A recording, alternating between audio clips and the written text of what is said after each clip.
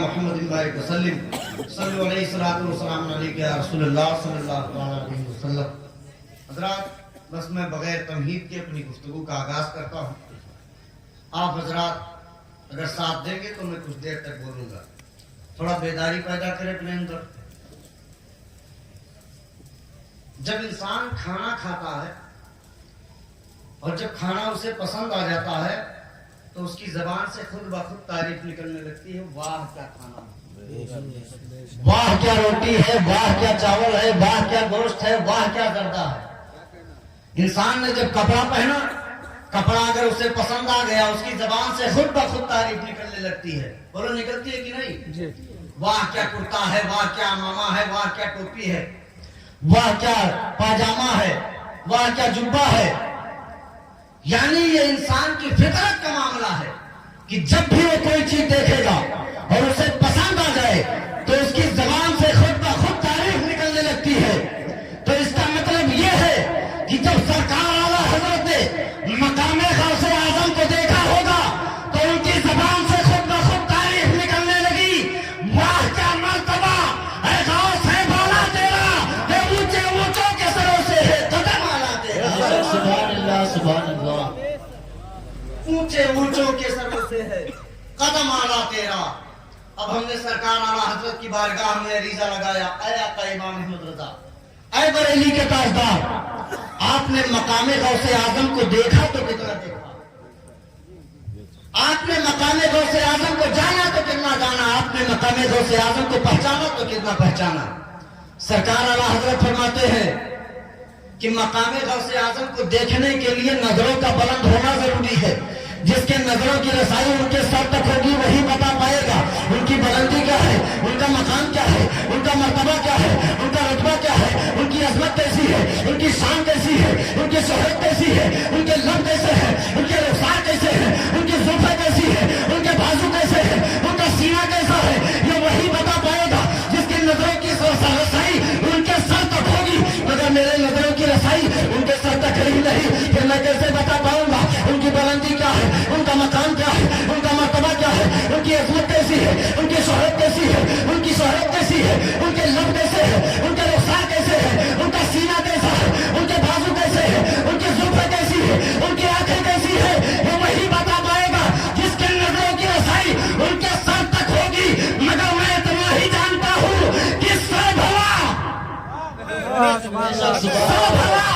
کیا کوئی جانے کی ہے کیسا تیرا، بے اولیاء ملتے ہیں آنکھیں وہ ہے تلوا تیرا. اولیاء ملتے ہیں آنکھیں وہ ہے تلوا تیرا. اب ہم نے سرکار اعلیٰ حضرت کی بارگاہ میں عریضہ لگایا، اے آقا امام احمد رضا، اے بریلی کے تاجدار، آپ کے شعر کے مفہوم نے ہمیں یہ سمجھا دیا اور ہم جان گئے کہ جہاں پر تمام اولیاء اللہ کا مرتبہ ختم ہوتا ہے وہی جگہ سے پاک کا مرتبہ شروع ہوتا ہے. اب ہم نے تمام اولیاء اللہ کی بارگاہ میں عریضہ لگایا، اے سرکاران عالم، آپ اپنی آنکھوں کی پتلیوں کو نکال نکال کر طلبے غوث پاک سے کیوں مس کر رہے ہو؟ تو تمام اولیاء عالم بیک زبان ہو کے ارشاد فرمانے لگے کہ اگر ہم اپنی آنکھوں کی پتلیوں کو نکال نکال کر طلبے غوث پاک سے مس نہ کریں گے تو ہم اپنی آنکھوں میں نور کہاں سے پائیں گے؟ اعلیٰ حضرت فرماتے ہیں تیری نسل پاک میں ہے بچہ بچہ نور کا، تو ہے عین نور تیرا سب گھرانہ نور. سبحان اللہ سبحان اللہ. اعلیٰ حضرت عظیم البرکت فتاوی رضویہ میں ایک مقام پر لکھتے ہیں کہ سرکار امام حسن مجتبیٰ کے بعد ظہور امام مہدی تک غوث الاغواس کی گدی پر کوئی اور نہیں بیٹھے گا بلکہ سیدنا سرکار غوث اعظم ہی بیٹھے گا. اچھا یہ غوث الاغواس کی آخر گدی، یہ وحدہ، یہ پوسٹ کیا ہے؟ یہ وحدہ ہوتا کیسا ہے؟ اس میں پاور کتنا ہوتا ہے، اس میں اتھارٹی کتنی ہوتی ہے؟ تو میں ایک مثال سے آپ کو سمجھاتا ہوں. ضلع کا جو سب سے بڑا عہدہ ہوتا ہے وہ ڈی ایم کا ہوتا ہے. کس کا ہوتا ہے؟ ڈی ایم کا. وہ ہوتا ہے کہ نہیں؟ اور صوبے کا جو سب سے بڑا عہدہ ہوتا ہے وہ مکھیہ منتری کا ہوتا ہے. اور ملک کا جو سب سے بڑا عہدہ ہوتا ہے وہ پردھان منتری کا ہوتا ہے. ایسے ہی اولیاء کرام میں سب سے بڑے عہدے اور پد کا نام غوث اعظم ہے.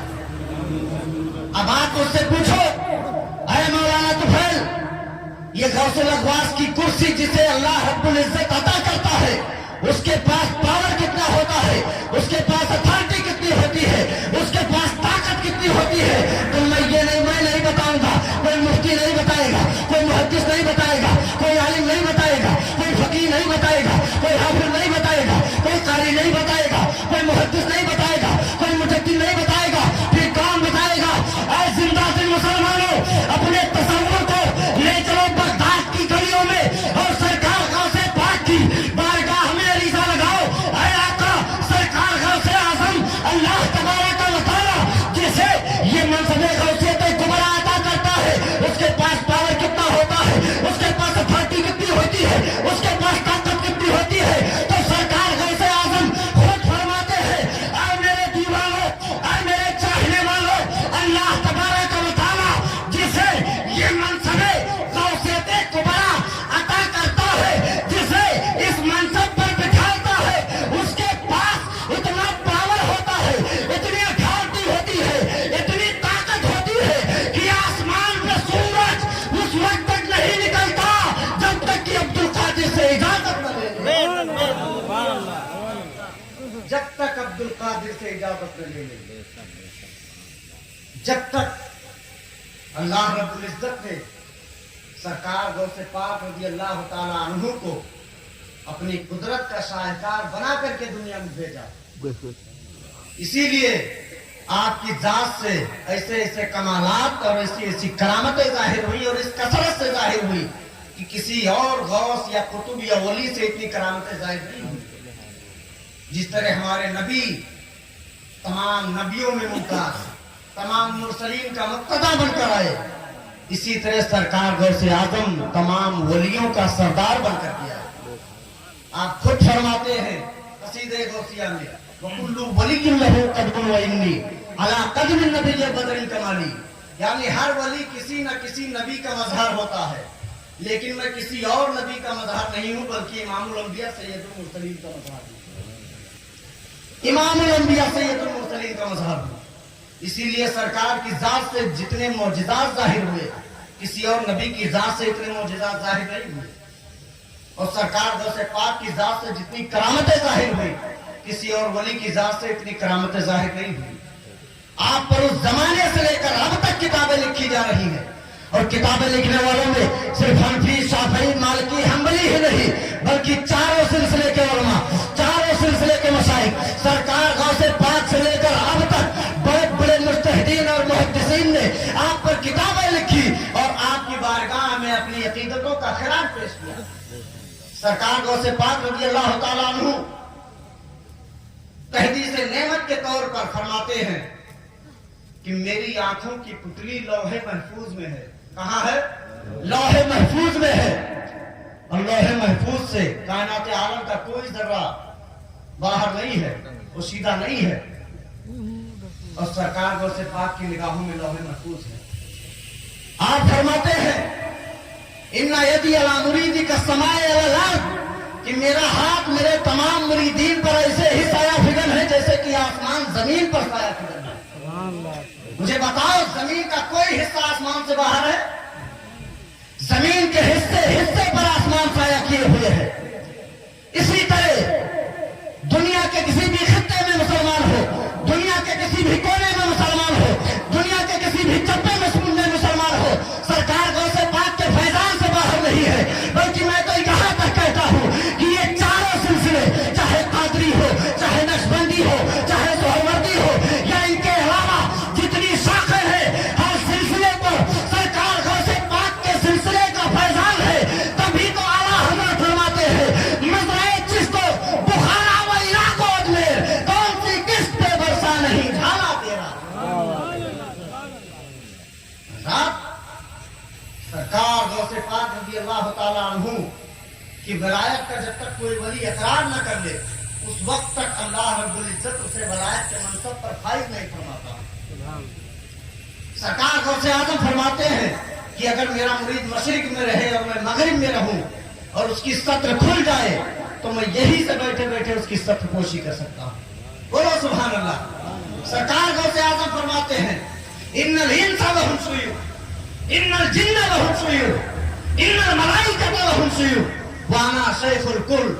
سرکار غوث اعظم فرماتے ہیں انسانوں کے بھی پیر ہوتے ہیں, جناتوں کے بھی پیر ہوتے ہیں, فرشتوں کے بھی پیر ہوتے ہیں, لیکن سرکار غوث اعظم فرماتے ہیں میں صرف انسانوں کا پیر نہیں ہوں, صرف جناتوں کا پیر نہیں ہوں, صرف فرشتوں کا پیر نہیں ہوں, بلکہ آپ فرماتے ہیں وانا شیخ الکل, بلکہ میں سب کا پیر ہوں. اسی لیے ہر پیر صرف پیر ہوتا ہے اور سرکار غوث اعظم پیرانے پیر ہے.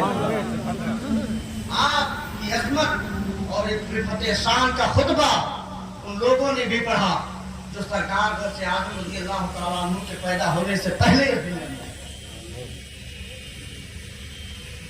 سرکار غوث اعظم کے پیدا ہونے سے پہلے اس دنیا میں آئے.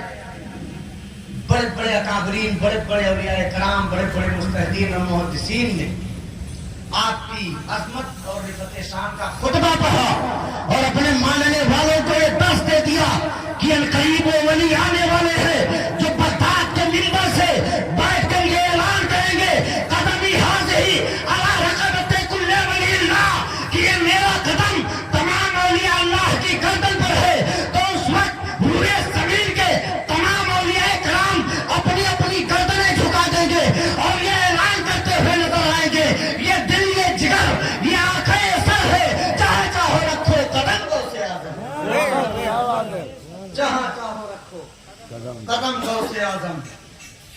سرکار غوث اعظم رضی اللہ تعالیٰ عنہ کی بارگاہ میں بڑے بڑے اولیاء کرام نے اپنی عقیدتوں کا خراج پیش کیا اور بڑے بڑے اولیاء کرام نے آپ کے پیدا ہونے کی بشارتیں دی. اور بعد آئمہ کرام تو اپنی قبروں سے نکل کر سرکار غوث اعظم رضی اللہ تعالیٰ عنہ کی عظمت کا اظہار فرما رہے ہیں. حضرت امام احمد بن حنبل کو کون نہیں جانتا ہے, چاروں اماموں میں سے ایک. عرب ممالک میں سب سے زیادہ حنبلی پائے جاتے ہیں. سرکار غوث اعظم رضی اللہ تعالیٰ عنہ بھی حنبلی تھے, لیکن حضرت اور جو غوث الاغواث کی گدی پر بیٹھتا ہے وہ کسی امام کا مقلد نہیں ہوتا, وہ کسی امام کا مقلد نہیں ہوتا ہے. لیکن سرکار امام احمد بن حنبل نے دیکھا کہ مذہب حنبلی کمزور ہو رہا ہے, مذہب حنبلی کی تعداد دن بدن گھٹتی جا رہی ہے اور اللہ رب العزت ان چاروں سلسلوں کو قیامت تک جاری رکھنے کا ارادہ فرما چکا ہے. سرکار امام احمد بن حنبل نے دیکھا کہ آخر اس کو قیامت تک جاری رکھنے کا کیا ذریعہ ہو سکتا ہے. آپ سرکار غوث پاک رضی اللہ تعالیٰ عنہ کے خواب میں تشریف لائے اور فرمایا کہ اے عبد القادر, تمہارے ماننے والے لاکھوں کی تعداد میں ہیں, مذہب حنبلی کمزور ہو رہا ہے, دن بدن اس کی تعداد گھٹتی جا رہی ہے. اگر تم حنبلی مذہب کو قبول کر لو گے تمہارے ماننے والے بھی حنبلی بن جائیں گے. تو سرکار غوث اعظم رضی اللہ تعالیٰ عنہ نے مذہب حنبلی کو اس کی تقویت کے لیے آپ نے مذہب حنبلی کو قبول کیا, ورنہ آپ محتاج نہیں تھے کسی ایمان کے. آپ خود قرآن اور احادیث سے مسائل کا استنباط اور استخراج کرتے تھے. حضرت امام احمد بن حنبل بڑے پائے کے رولی ہیں, کئی لاکھ حدیثیں آپ کے سینے میں محفوظ تھی. نہ جانے کتنے ائمہ مجتہدین اور محدثین کے آپ امام ہیں, اور آپ کو معلوم ہونا چاہیے کہ حضرت امام احمد بن حنبل نے دین و سنیت کی حفاظت کے لیے کتنی قربانیاں پیش کی. آپ کے دور میں ایک باطل فرقہ پیدا ہوا جس کا نام معتزلہ تھا. اس نے یہ اعلان کیا کہ جس طرح زمین مخلوق ہے, آسمان مخلوق ہے, چاند اور سورج مخلوق ہے, معاذ اللہ اسی طرح قرآن بھی مخلوق ہے. مجھے بتاؤ اگر قرآن کو مخلوق مان لیا جائے تو بتاؤ ہر مخلوق کو مٹنا ہے کہ نہیں مٹنا ہے؟ جبکہ قرآن اللہ کا کلام ہے اور اللہ کا کلام اللہ کی صفت ہے, اور اللہ کی ہر صفت ازلی اور ابدی ہے. جس طرح اللہ کی ذات ہمیشہ ہمیشہ رہنے والی ہے, اسی طرح قرآن بھی ہمیشہ ہمیشہ رہے گا. جب آپ یہ کہہ رہے ہیں کہ قرآن مخلوق ہے تو گویا یہ تسلیم کیا جا رہا ہے کہ معاذ اللہ قرآن مٹنے والا ہے, جبکہ قرآن اللہ کی صفت ہمیشہ ہمیشہ رہنے والی ہے. بڑے بڑے औलिया मुहद्दिसीन उस दौर में मौजूद थे, लेकिन मुतज़िला की पुष्टपनाही हुकूमत कर रही थी। मुतज़िला की पुष्टपनाही हुकूमत कर रही थी। उसने ताकत के जोर पर शाही फरमान जारी करवाया कि जब मौलवीन बच्चों को कुरान पढ़ाए तो उनके ज़हन दिमाग में ये बात भी बिठाए कि कुरान मखलूक है, जिस तरह जमीन और आसमान मखलूक है। किसी की हिम्मत नहीं हो रही थी बोलने की, लेकिन उस बातिल फिरके को खत्म करने के लिए अल्लाह ने हज़रत इमाम अहमद इब्न हंबल को पैदा फरमाया था। हज़रत इमाम अहमद इब्न हंबल ने अपना फतवा जारी फरमाया, और कुरान कलामुल्लाह है गैर मखलूक, कुरान अल्लाह का कलाम है, मखलूक नहीं है। जो उसे मखलूक मानता है वो काफिर मुर्तद है। हज़रत इमाम अहमद इब्न हंबल को गिरफ्तार कर लिया गया, हाथों में हथकड़ियां डाल दी गई, कैद खाने में डाल दिया गया। फिर रात को दरबार में हाजिर किया गया। बादशाह ने कहा, अहमद इब्न हंबल, अपनी जबान से कह दो कि मेरा फतवा गलत है। हजरत इमाम अहमद इब्न हंबल ने फरमाया कि जब तक अहमद इब्न हंबल के जिस्म में खून का आखिरी कतरा मौजूद है, मैं यही ऐलान करता रहूंगा, और कुरान और कलामुल्लाह है गैर मखलूक, कुरान अल्लाह का कलाम है, मखलूक नहीं है। जो उसे मखलूक मानता है वो काफिर और मुर्तद है। आपको गिरफ्तार करके हाथों में हथकड़ियां डाल दी गई, पैरों में बेड़ियां डाल करके जो है कैद खाने में बंद कर दिया गया। जेल खाने के दरवाजे पर बड़े बड़े ताले लटका दिए गए, संदरियों की फौज खड़ी कर दी गई। लेकिन हजरत इमाम अहमद इब्न हंबल जब चाहते कैद खाने से बाहर हो जाते और बगदाद के चौराहे पर स्टेज लगा तकरीर। बोलिए मचल के सुभान अल्लाह।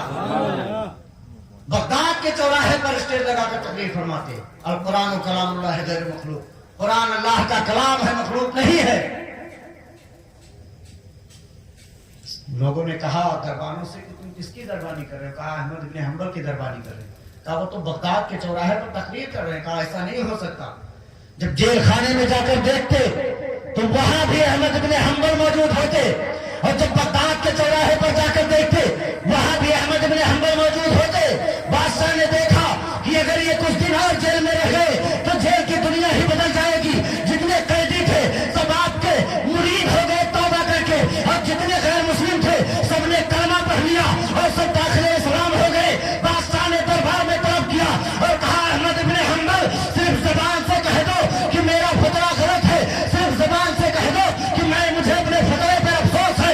अहमद इब्न हंबल ने फरमाया, दरबार शाही में खड़े होकर के बादशाह की आंखों में आके डाल करके फरमाया, अरे बादशाह सुन, अहमद इब्न हंबल के जिसमें जब तक जान बाकी है, जब तक सांस बाकी है, मैं यही ऐलान करता रहूंगा, और कुरान और कलामुल्लाह है गैर मखलूक, कुरान अल्लाह का कलाम है, मखलूक नहीं है।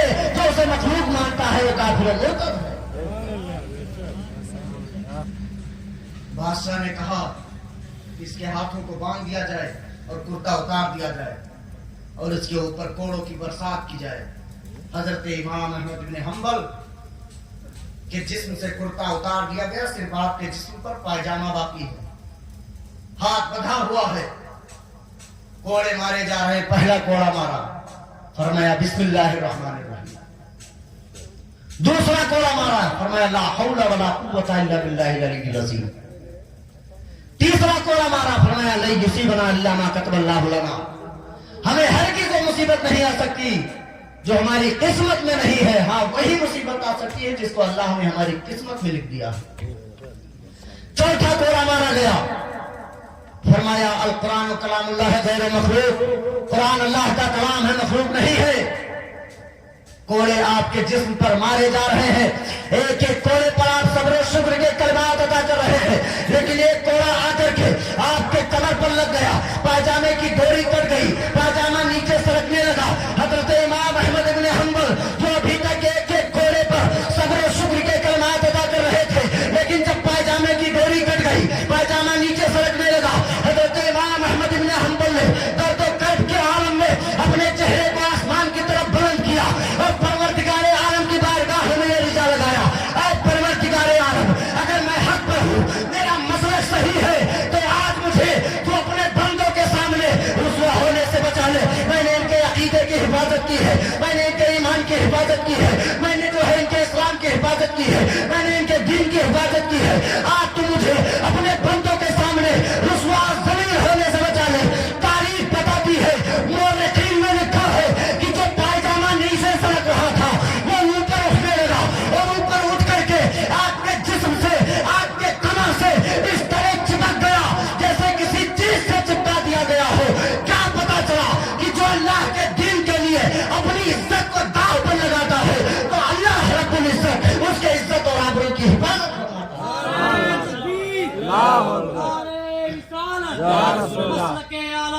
मसलके आला हज़रत, उलमाए अहले सुन्नत, उलमाए अहले सुन्नत, नारे तकबीर, नारे रिसालत।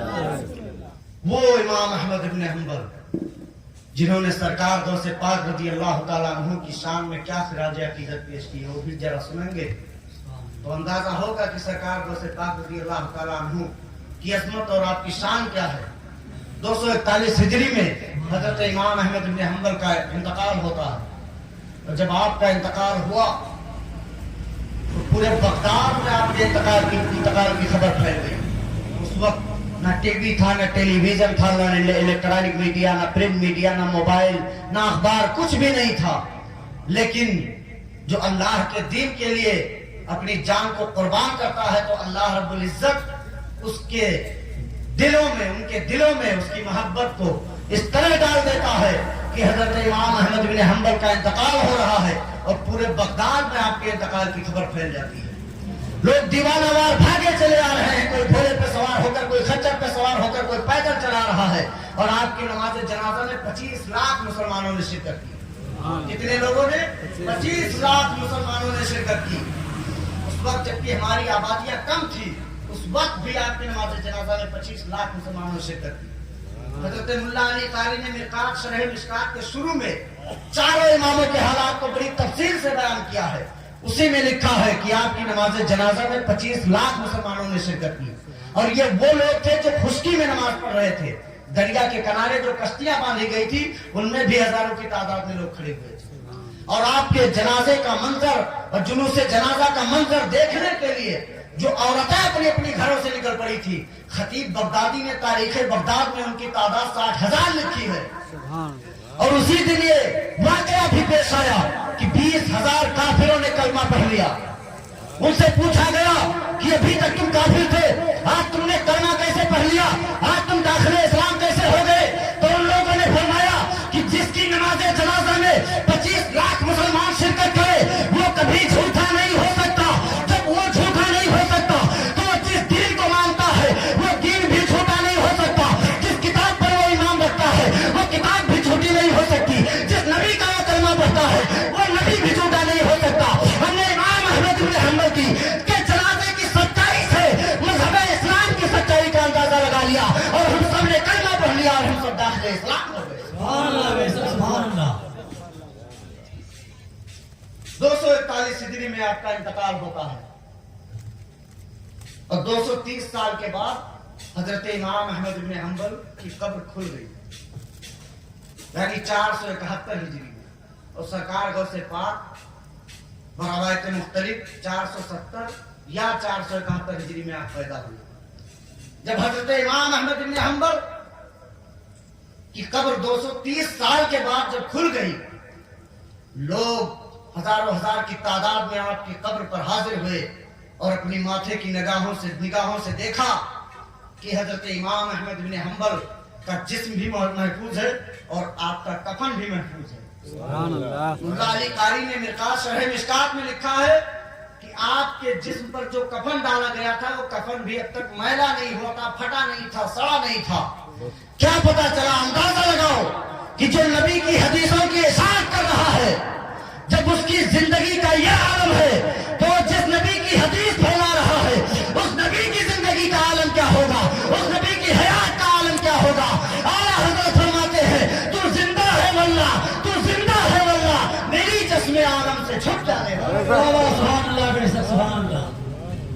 और अगर कोई ये एतराज करे सिर्फ जिस्म महफूज था, कफन महफूज था, तो इससे कहां साबित होता है कि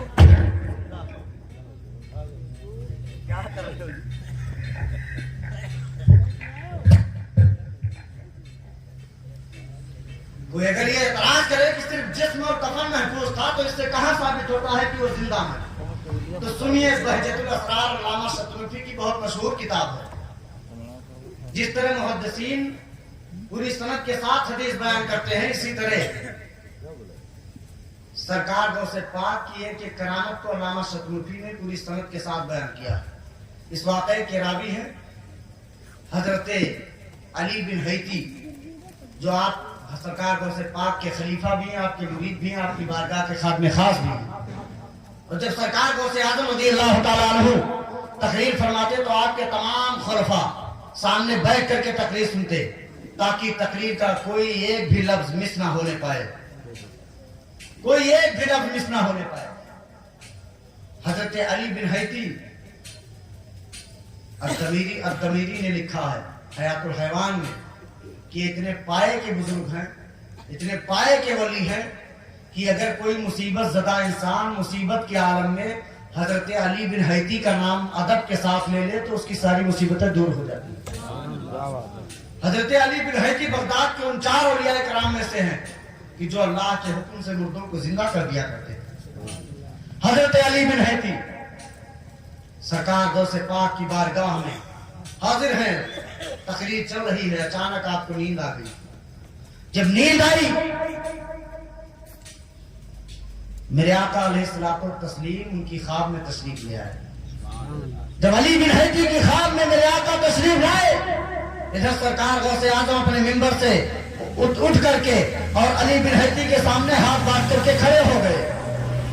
حضرت علی بن حیتی کی جب آنکھ کھلی دیکھا میرے مرشد میرے سامنے کھڑے ہیں، بڑے پریشان ہوئے، بڑی شرمندگی محسوس ہوئی۔ عرض کرتے ہیں کہ سرکار میری آنکھ لگ گئی تھی، مجھے پتا ہی نہیں چلا کہ آپ میرے سامنے کھڑے ہیں، لیکن جب میری آنکھ لگی تو مدینہ کا ماہ تمام میری خواب میں تشریف لایا تھا، میں سرکار کی زیارت سے مشرف ہو رہا تھا۔ سرکار غوث اعظم فرماتے ہیں اے علی بن حیتی تجھے بتانے کی ضرورت نہیں ہے کہ سرکار تیری خواب میں تشریف لائے تھے۔ جب سرکار تیری خواب میں تشریف لائے تو خواب میں نبی کی زیارت کر رہا تھا، میں سرکار کو تیرے پاس عالم بیداری میں دیکھا جاتے ہوئے تو میں ادب کے ساتھ کھڑے ہو کر کے ان پر درود و سلام کا نذرانہ پیش کرنے لگا۔ یہی سے یہ بات بھی ثابت ہو گئی کہ اگر کوئی میرے نبی کو خواب میں دیکھتا ہے تو یہ محض خواب نہیں ہوتا ہے، بلکہ میرے آقا فرماتے ہیں کہ وہ خواب نہیں ہوتا ہے بلکہ 100% حقیقت ہوتا ہے، کیونکہ شیطان کو اختیار نہیں ہے، یہ پاور نہیں ہے، یہ دھاٹی نہیں ہے کہ وہ میری شکل و صورت کو اختیار کر سکے۔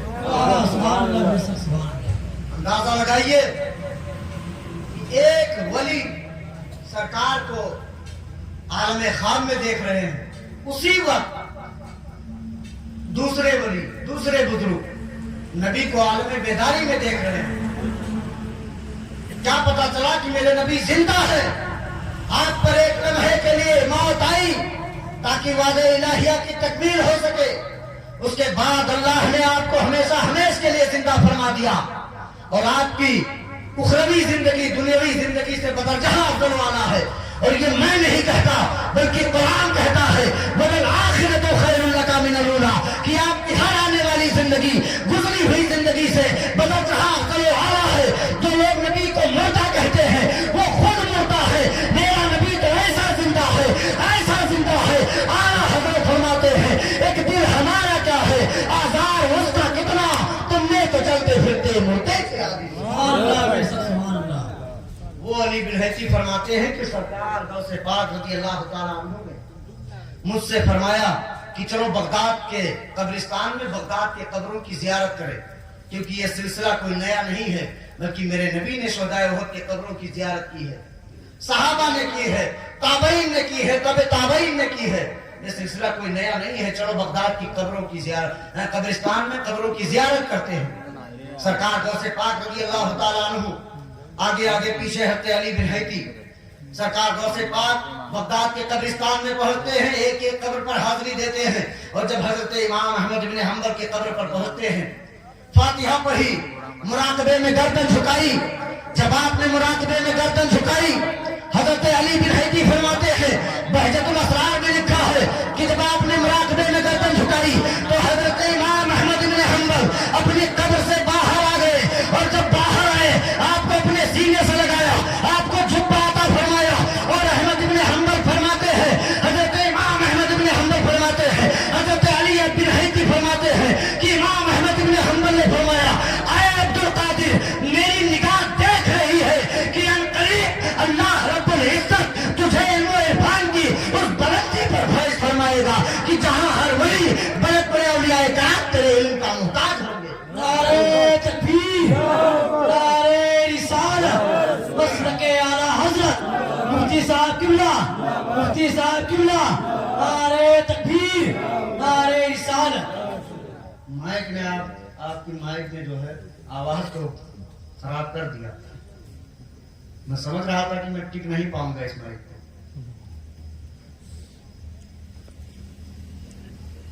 बस आखिरी बात मुलाहिजा करें, उसके बाद मैं अपनी गुफ्तगू खत्म करता हूं। सरकार गौसे पाक रज़ियल्लाहु ताला अन्हु की करामत को अगर बयान किया जाए तो करामतों का बाब खत्म हो सकता है, लेकिन आपकी अजमत और आपकी शान खत्म नहीं हो सकती। आपके जमाने के एक वली हैं हजरत शेख मोहम्मद मगरिबी, इस सरकार गौसे पाक के जमाने के हैं। ये मगरिब के सबसे बड़े शेख और इमामुल औलिया थे, और मशरिक के सबसे बड़े शेख और इमामुल औलिया सरकार गौसे पाक रज़ियल्लाहु ताला अन्हु थे।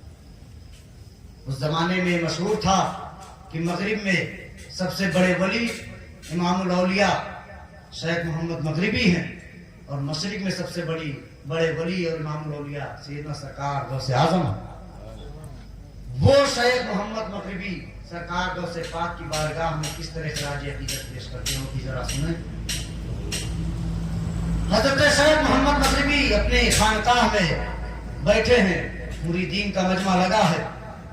अचानक आप पर जज्ब की कैफियत तारी हो गई, और जब आप पर जज्ब की कैफियत तारी हुई तो आपने फरमाया, ऐ अल्लाह मैं तुझे गवाह बनाता हूँ, तेरे फरिश्तों को गवाह बनाता हूँ। मैंने उनकी बात सुनी और उनकी इताअत कबूल की।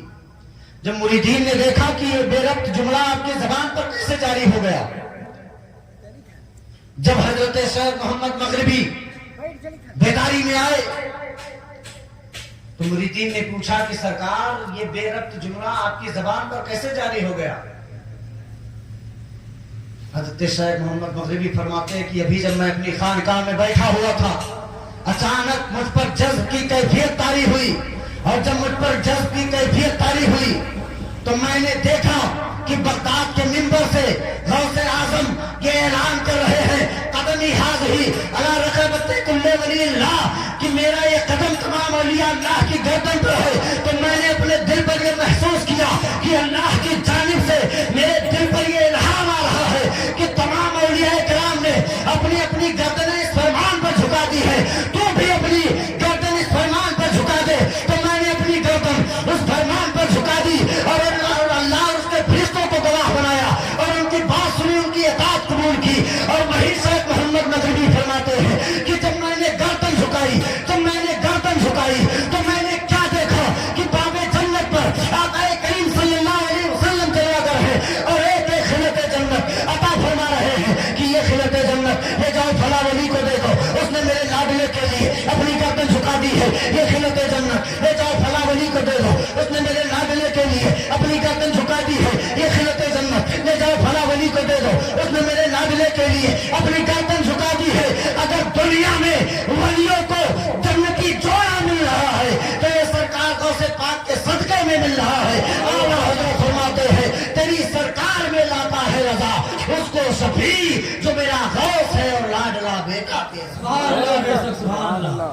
सरकार गौसे पाक रज़ियल्लाहु ताला अन्हु बड़ी शान है, बड़ी शान है।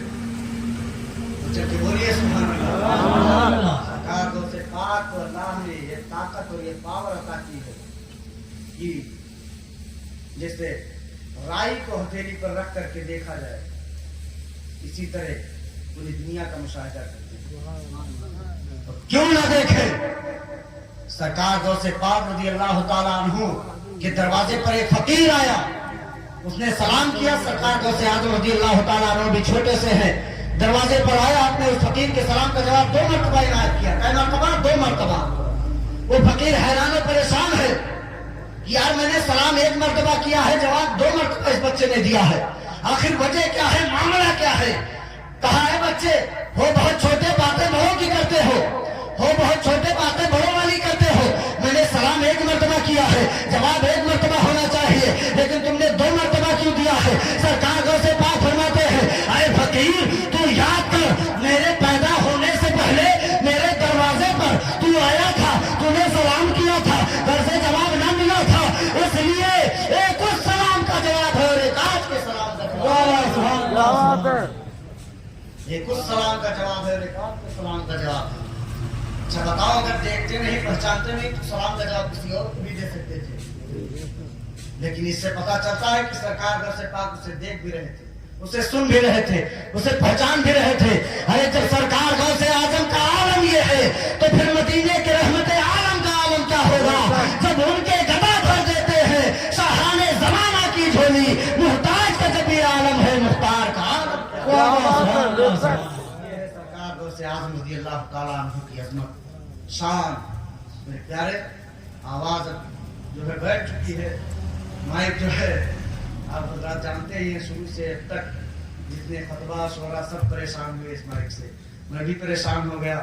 लेकिन चलिए, जितनी देर खिदमत कर दी थी, आप भी थोड़ी सुस्ती में आ गए हैं, बस मैं यहीं पे अपनी बात को ख़त्म करता हूँ और परवरदिगार आलम की बारगाह में दुआ करता हूँ कि मौला हमारे बोलने में, सामईन के सुनने में कोई लफ्ज़, कोई ख़ता, सबक़त लिसानी हुई हो मौला, तो मैं इतने उलमा को, इतने सामईन को गवाह बना के तौबा करता हूँ।